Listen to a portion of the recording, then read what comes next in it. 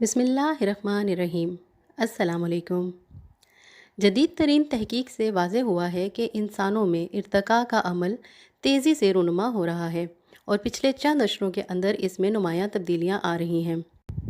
Australia میں ہونے والی ایک نئی تحقیق سے معلوم ہوا ہے کہ ارتقائی عمل کی وجہ سے انسانوں کے چہرے چھوٹے ہو رہے ہیں۔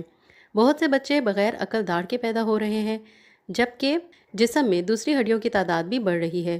اس کے علاوہ اسی مائکرو ایوولوشن کے نتیجے میں لوگوں میں ایک ایسی شریان پیدا ہوتی جا رہی ہے جو پہلے بہت نایاب تھی۔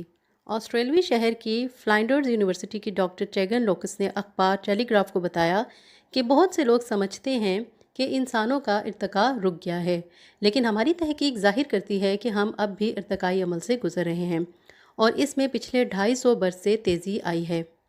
اس کے علاوہ سائنسدانوں کو یہ بھی معلوم ہوا ہے کہ بہت سے بچے گھٹنے کے پیچھے ایک فالتو ہڈی کے ساتھ پیدا ہو رہے ہیں، جبکہ پاؤں میں بھی نئی ہڈیاں اگ رہی ہیں۔ جرنل آف اناٹومی میں شائع ہونے والی فلائنڈرز یونیورسٹی کی تحقیق کے مطابق انسانوں کے چہرے وقت گزرنے کے ساتھ ساتھ چھوٹے ہوتے جا رہے ہیں، جس کی وجہ یہ بتائی گئی ہے کہ انسانوں کی خوراک اب پہلے کے مقابلے میں بہت نرم ہو گئی ہے اور اسے بھاری بھرکم دانتوں اور جبڑوں کی ضرورت نہیں رہی۔ عقل داڑھ کا مقصد کیا ہے؟ عام مشاہدہ ہے کہ عقل داڑھ شدید تکلیف کا باعث بنتی ہے، کیونکہ جب یہ دانت، جن کی تعداد 1 سے 4 تک ہوتی ہے، نکلتے ہیں تو جبڑے میں ان کی جگہ ہی نہیں ہوتی، جس سے یہ دوسرے دانتوں پر دباؤ ڈالتے ہیں۔ اگر اس میں انفیکشن ہو جائے تو شدید بیماری کا سبب بھی ہو سکتی ہے اور اس کا واحد حل دانت کو نکلوانا ہی رہ جاتا ہے۔ سوال یہ ہے کہ جسم کے اندر اگر ایک ایسی چیز کی ضرورت ہی کیا ہے جس کا کوئی فائدہ ہی نہیں، الٹا نقصان ہی نقصان ہے۔ سائنسدانوں کا خیال ہے کہ 10,000 برس قبل غار کے زمانے کے انسان کی خوراک بے حد سخت بیجوں، جڑوں اور کچے گوشت پر مشتمل ہوا کرتی تھی۔ اس خوراک کو چبانے کے لیے دانتوں کو سخت مشقت کرنا پڑتی تھی۔ سال ہا سال تک یہی سخت خوراک کھانے کی وجہ سے دانت جلدی گھس جاتے تھے اور ان کی جگہ نئے دانت اگاتے تھے۔ عقل داڑھ جب اگتی تھی تو انہی گھسے ہوئے دانتوں کی جگہ لے لیتی تھی۔ سائنسدانوں کے مطابق جدید دور میں خوراکیں اتنی نرم ہو گئی ہیں کہ جبڑوں کی پوری طرح سے ورزش نہیں ہو پاتی، جس کی وجہ سے ان کی نشو و نما مکمل نہیں ہو پاتی۔ ایسے جبڑوں میں فالتو دانتوں کی گنجائش نہیں ہوتی، جس کی وجہ سے عقل داڑھ کے مسائل پیدا ہوتے ہیں۔ بالغوں میں دودھ ہضم کرنے کی صلاحیت۔ اس کے علاوہ بھی انسانوں میں گزشتہ 10,000 برسوں میں کئی ایسی ارتقائی تبدیلیاں رونما ہوئی ہیں جنہوں نے انسانی جسموں کے ساتھ ساتھ ان کی تاریخ پر بھی گہرے اثرات مرتب کیے ہیں۔ اکثر جانور بچپن سے جوانی میں داخل ہونے کے بعد دودھ ہضم کرنے کی صلاحیت کھو بیٹھتے ہیں۔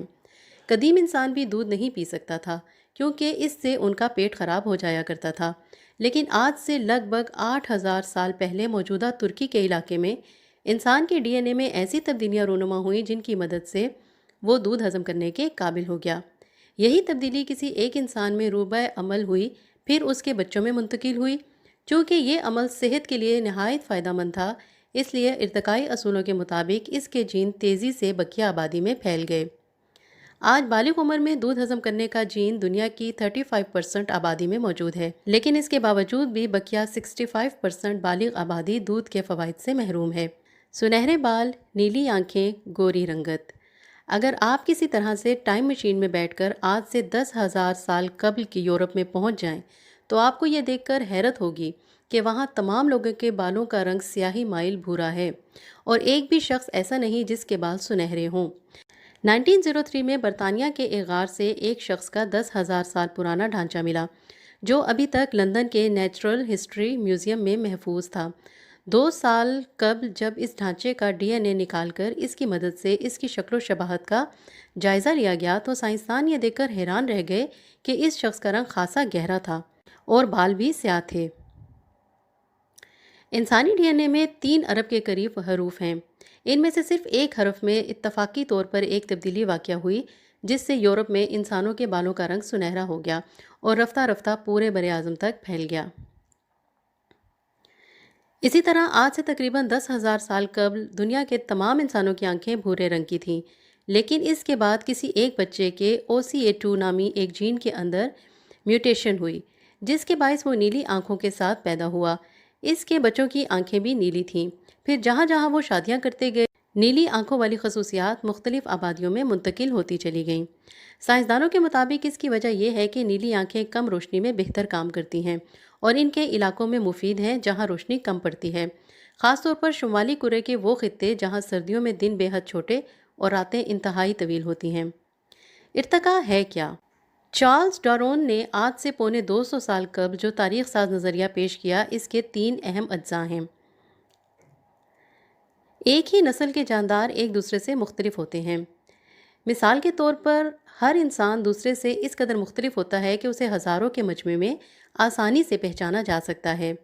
ہر زیبرے کی دھاریاں منفرد ہوتی ہیں اور انسانی انگلیوں کے نشانوں کی طرح کسی اور زیبرے سے نہیں ملتی۔ اسی طرح کئی موروثی بیماریاں بھی والدین سے بچوں میں منتقل ہوتی ہیں۔ ماحول ہر پیدا ہونے والے بچے کو پال نہیں سکتا۔ مچھلیاں لاکھوں انڈے پیدا کرتی ہیں لیکن ان میں سے ایک آدھ ہی بالغ عمر تک پہنچتا ہے۔ درخت لاکھوں کروڑوں بیج پیدا کرتے ہیں لیکن ایک آدھ سے زیادہ بیج درخت نہیں بنتے۔ بلیاں اپنی پوری زندگی میں 180 کے قریب بچے پیدا کرتی ہیں لیکن اکا دکا ہی بالغ عمر تک پہنچتے ہیں۔ اس کی وجہ سے ہر جاندار کو بقا کی جنگ لڑنا پڑتی ہے۔ اسے زندہ رہنے کے لیے نہ صرف دشمن جانداروں کا مقابلہ کرنا ہوتا ہے بلکہ خوراک اور وسائل کے لیے اپنی ہی نسل سے بھی نبرد آزما ہونا پڑتا ہے۔ اس جنگ میں وہی جیتتا ہے جس کے اندر اپنے ماحول کے اندر موت اور زندگی کی کشمکش سے نمٹنے کی سب سے زیادہ صلاحیت ہو، یا دوسرے لفظوں میں وہ اپنے ماحول کے لیے سب سے زیادہ فٹ ہو۔ یہی فٹ جاندار تولیدی عمر پاتا ہے اور بچے پیدا کرتا ہے، اور اس کے بچے بھی اپنے والدین کی خصوصیات آگے لے کر چلتے ہیں۔ یہی عمل ارتقاء کا انجن ہے جو اسے مختلف سمتوں میں لے کر چلتا ہے اور لاکھوں برس بعد بالکل نئے جاندار وجود میں آ جاتے ہیں۔ اپنا بہت زیادہ خیال رکھیے گا اور میرے چینل کا بھی۔ اجازت دیجیے، اللہ حافظ۔